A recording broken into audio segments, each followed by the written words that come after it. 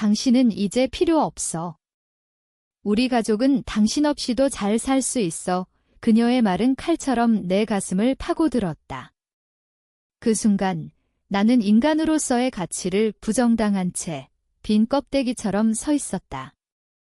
나는 서울의 번화한 거리에서 평범한 회사원으로 살았다. 이름은 김민준, 35살. 결혼 7년 차, 아내 수연과는 대학 시절부터 이어진 인연이었다. 그녀는 내 인생의 버팀목이었고 나는 그녀를 위해 모든 것을 바쳤다. 출퇴근 지옥 속에서도 웃으며 버틴 이유는 집에 돌아가 그녀의 미소를 보는 것이었다. 하지만 그 미소 뒤에는 내가 모르는 그림자가 숨어 있었다. 그 배신은 우연히 드러났다. 회사 연말 파티 후 늦은 밤 집으로 돌아가던 길에 우연히 그녀의 차를 발견했다. 주차장 구석, 그녀와 내 상사인 박준호가 밀착해 있었다. 그들의 대화는 선명하게 들려왔다. 민준이는 바보야. 우리 관계를 눈치채지 못할 테니까. 박준호의 웃음소리가 메아리 쳤다. 수연은 대답 대신 그의 목을 끌어안았다. 집으로 돌아온 나는 아무 말도 하지 않았다. 침대에 누워 천장을 바라보며 가슴이 찢어지는 고통을 삼켰다. 왜 말하지 않았을까? 분노가 치밀었지만 그보다 두려움이 컸다. 이혼하면 아이를 잃을까봐, 사회적 시선이 두려워서. 한국 사회에서 이혼남은 실패자 취급을 받는다. 특히 내가 평범한 샐러리맨이라면 더 그렇다.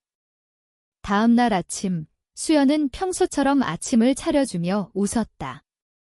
오늘도 화이팅! 그녀의 목소리는 여전했다. 나는 고개를 끄덕일 뿐이었다. 그날부터 내 일상이 변했다.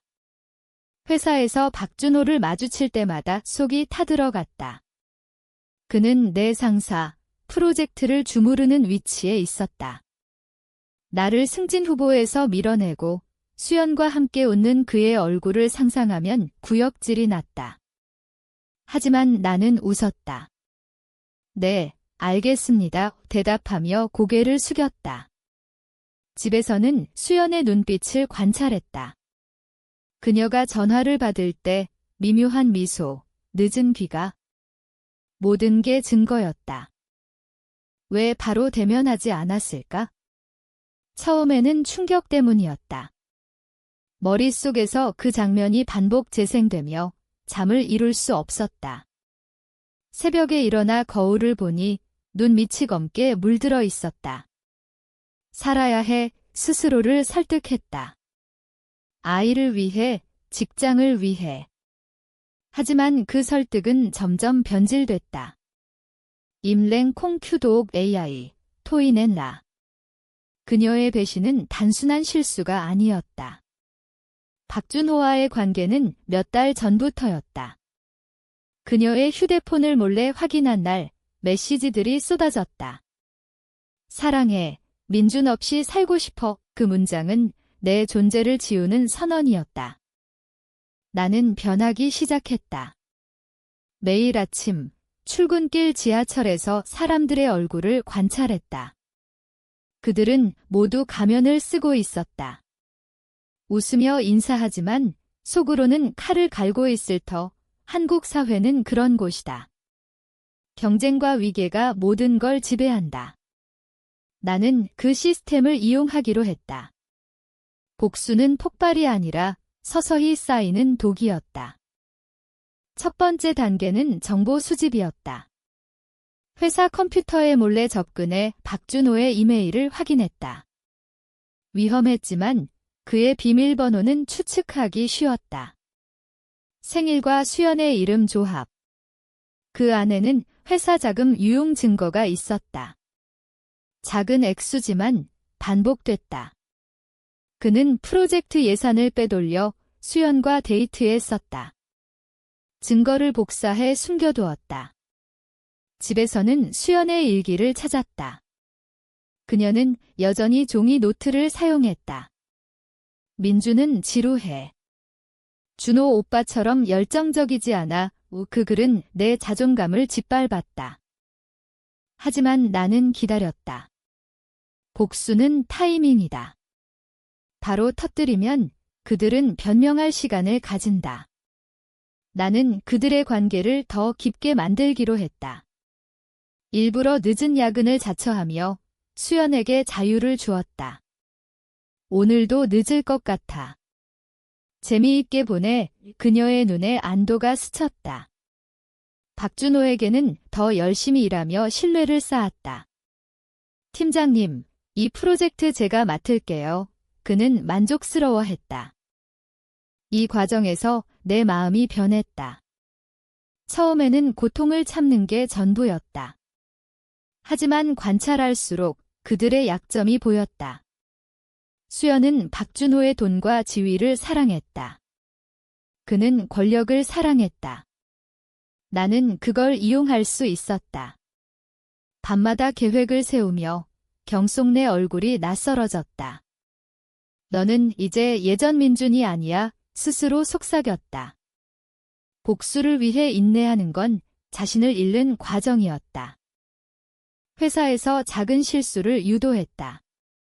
박준호의 프로젝트에 미묘한 오류를 심었다. 숫자 하나 바꾸는 거 추적되지 않을 만큼. 클라이언트 미팅에서 문제가 드러났다. 이 데이터가 왜 이렇게? 클라이언트의 목소리가 날카로웠다. 박준호는 당황했다. 나는 조용히 고쳤다. 제가 확인했는데 실수였네요. 그는 고마워했다. 하지만 그 실수는 그의 평가에 흠집을 냈다. 집에서 수연과 대화할 때 그녀의 감정을 조종했다. 요즘 피곤해 보이네. 무슨 일 있나? 그녀는 당황하며 부정했다. 나는 미소 지었다. 그녀의 죄책감이 커지도록 일부러 친절했다. 너는 최고야. 그 말에 그녀의 눈이 흔들렸다. 복수는 이렇게 시작됐다. 그들의 마음을 갉아먹는 거? 이제 더 깊이 들어갈 차례였다. 증거를 모으는데 그치지 않고 그걸 활용할 계획을 세웠다. 하지만 매번 망설였다. 이게 정말 옳은가? 밤에 혼자 물었다. 복수는 나를 괴물로 만들고 있었다. 그러나 배신의 상처는 지워지지 않았다. 나는 계속 갔다. 약 1052. 수연의 배신이 드러난 지 3개월이 지났다. 나는 여전히 웃으며 살았다. 회사에서, 집에서.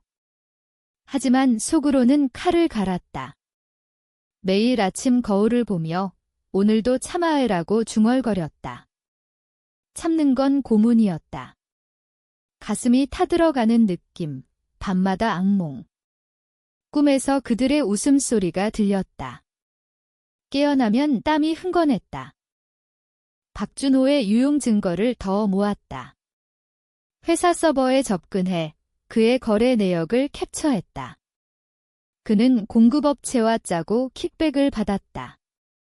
액수는 5천만 원이 증거는 USB에 저장했다. 익명으로 회사 감사팀에 제보할 계획이었다. 하지만 아직 아니었다. 타이밍을 기다렸다. 수연과의 관계는 미묘하게 변했다. 그녀는 여전히 박준호를 만났다. 나는 그걸 알면서도 모른 척했다. 오히려 그녀를 자극했다. 요즘 예뻐졌네. 무슨 비결? 그녀의 미소가 어색했다. 죄책감이 그녀를 갉아먹고 있었다. 나는 그걸 즐겼다. 아니, 즐기는 척했다. 속으로는 메스꺼웠다. 어느 날 회사에서 박준호가 나를 불렀다. 민준 씨, 이 프로젝트 잘하고 있어? 승진 추천할게. 그의 미소가 역겨웠다. 나는 고마워하며 고개 숙였다. 감사합니다. 하지만 속으로 생각했다. 내가 날 이용하는 동안 나는 너를 파괴할 거야. 그날 밤 수연에게 말했다. 회사에서 좋은 소식 있었어. 팀장님이 칭찬해 그녀의 눈이 순간 흔들렸다. 그녀는 알고 있었다. 박준호의 약속. 복수의 두 번째 단계는 관계 조작이었다. 나는 수연의 친구들에게 슬쩍 흘렸다. 수연이 요즘 피곤해 보이네. 무슨 일 있나? 친구들은 걱정하며 그녀에게 물었다. 그녀는 부정했지만 압박이 커졌다. 박준호에게는 경쟁자를 만들었다. 회사 후배에게 그의 실수를 은밀히 알렸다. 팀장님 데이터 확인하세요. 후배는 그걸 이용해 공을 세웠다. 박준호의 입지가 흔들렸다. 이 과정에서 내 내면이 변했다. 처음에는 복수가 정의라고 믿었다. 하지만 점점 쾌감이 느껴졌다. 그들의 고통을 상상하면 웃음이 나왔다. 나는 괴물이 되고 있어 밤에 일기장에 썼다. 하지만 멈출 수 없었다. 임랭은 더 이상 옵션이 아니었다. 그들의 배신이 내 인생을 망쳤듯 나는 그들의 걸 망칠 터였다. 수연이 먼저 이상을 느꼈다. 당신 요즘 이상해.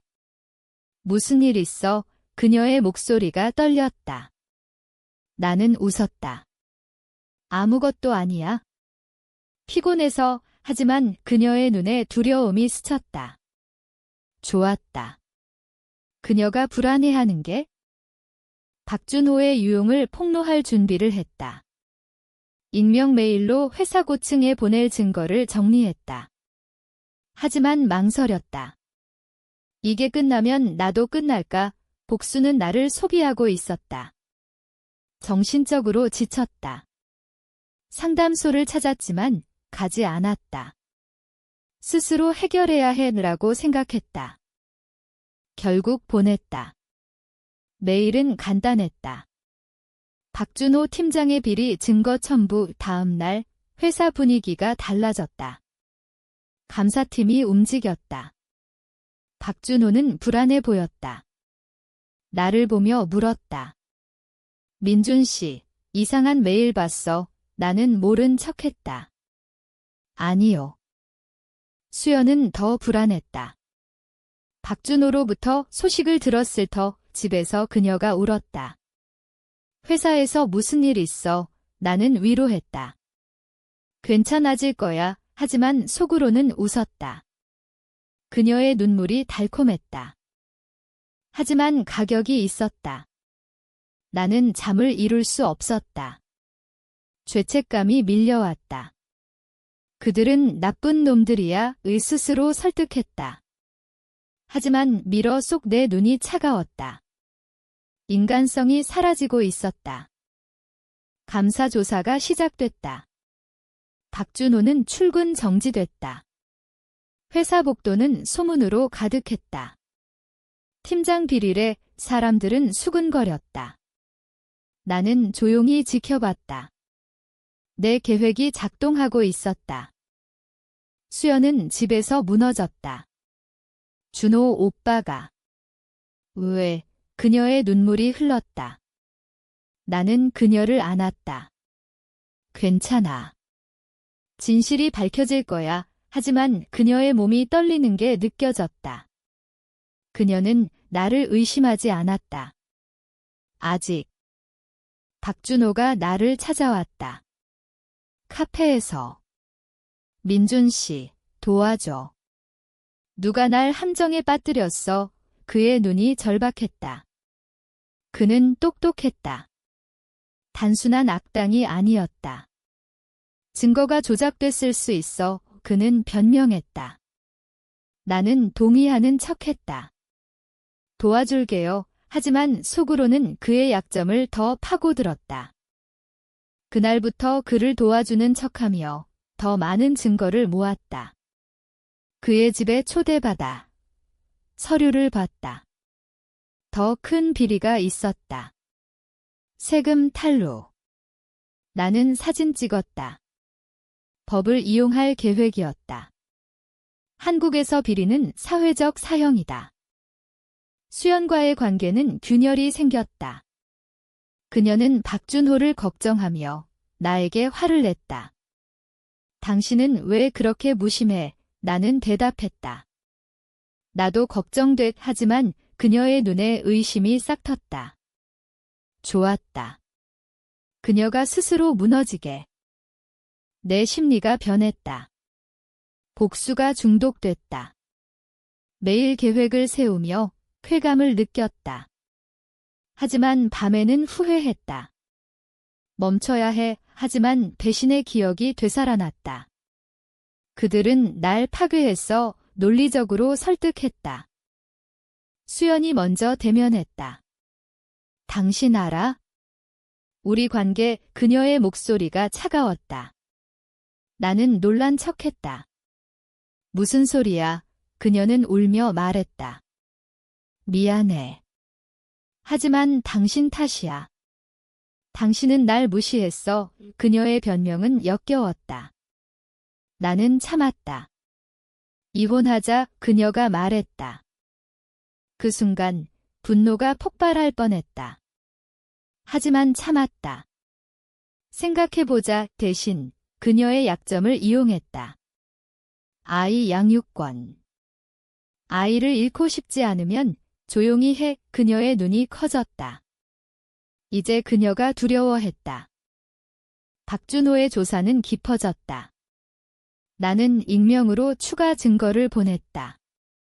그는 해고됐다. 소문이 퍼졌다. 그의 평판은 끝났다. 그는 똑똑했지만 과신했다. 나를 의심하지 않았다. 하지만 나는 지쳤다. 정신과를 찾았다. 우울증입니다. 의사가 말했다. 약을 먹었지만 효과 없었다. 복수가 나를 먹고 있었다. 박준호가 해고된 후 그는 반격했다. 나를 찾아와 말했다. 너였어. 그의 눈이 번뜩였다. 그는 똑똑했다. 증거를 추적했다. 수연에게 들었어. 내가 알았대. 나는 부정했다. 무슨 소리예요? 하지만 그는 포기하지 않았다. 회사에 제보했다. 민준이 날 함정에 빠뜨렸어. 조사팀이 나를 불렀다. 긴장됐다. 하지만 내 계획은 완벽했다. 증거는 조작되지 않았다. 그의 비리였다. 나는 무죄로 풀렸다. 수연은 이혼 소송을 제기했다. 양육권은 나야. 그녀는 말했다. 법정에서 그녀의 변호사는 나를 공격했다. 정신적으로 불안정하지만 나는 준비했다. 그녀의 외도 증거를 제출했다. 판사는 그녀를 봤다. 그녀의 얼굴이 창백해졌다. 복수는 이제 법을 이용했다. 한국 법은 외도에 불리하다.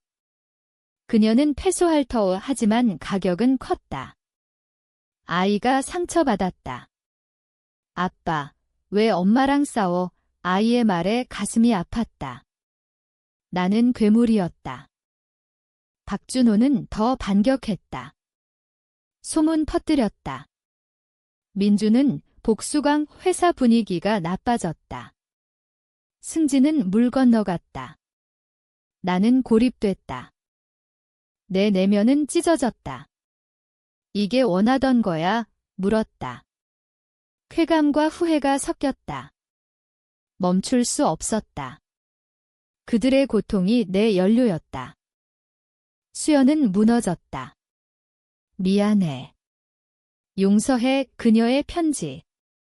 나는 무시했다. 그녀를 더 갉아먹었다. 소송이 끝났다. 나는 양육권을 얻었다. 수연은 모든 걸 잃었다. 직장도, 명예도. 그녀는 사라졌다. 박준호는 구속됐다. 비리가 드러났다. 하지만 승리는 공허했다. 아이와 함께 사는 집은 조용했다. 밤마다 악몽. 너는 이제 누구야? 거울 속 내가 물었다. 회사에서 사람들은 나를 피했다. 위험한 놈, 소문. 나는 승진했지만 외로웠다. 복수의 가격은 컸다. 친구들 사라졌다. 가족이 걱정했다. 너 변했어. 수연이 돌아왔다. 용서해. 그녀의 눈이 절박했다. 나는 웃었다. 늦었어. 박준호의 재판에서 증언했다. 그는 비리범, 그의 눈이 나를 노려봤다. 그는 패배했다. 하지만 나도 패배했다. 인간성이 사라졌다. 모든 게 끝났다. 그들은 파괴됐다. 나는 살아남았다. 하지만 밤에 혼자 앉아 생각한다. 이 복수가 나를 구했나? 아이의 미소가 유일한 빛이다. 하지만 내 눈은 차갑다. 이게 정의였을까? 스스로 묻는다. 답은 없다. 복수는 끝났지만 내 영혼은 영원히 변했다. 이게 옳았나, 그른가?